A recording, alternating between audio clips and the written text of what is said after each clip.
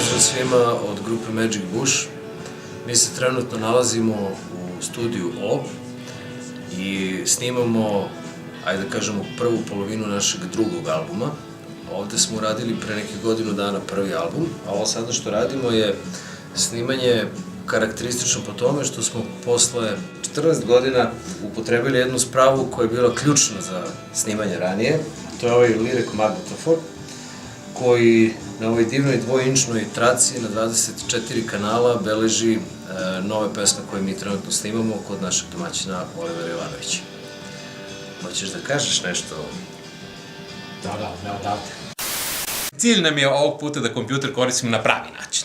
A smislili smo da pravi način bude štimer koji radi uzgredečeno fantastično na ovom kompjuteru i da ga koristimo za nekadašnji track sheet koji su bili papiri koji smo mi koristili za magnetofon i sad sam ga napravio na kompjuter čisto da nam se ne bi motali papiri po studiju, a mislim da super radi za to. I super su boje, da.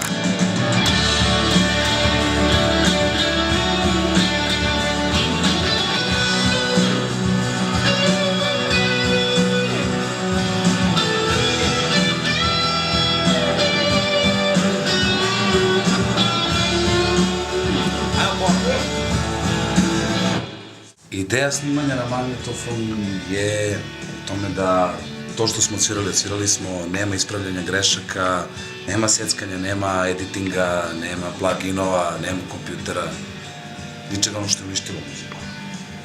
Može da se triggeruje, da se krpi, da se secka, na magnetofonu toga nema. Tako da, kako je ispalo, što smo odsvirali.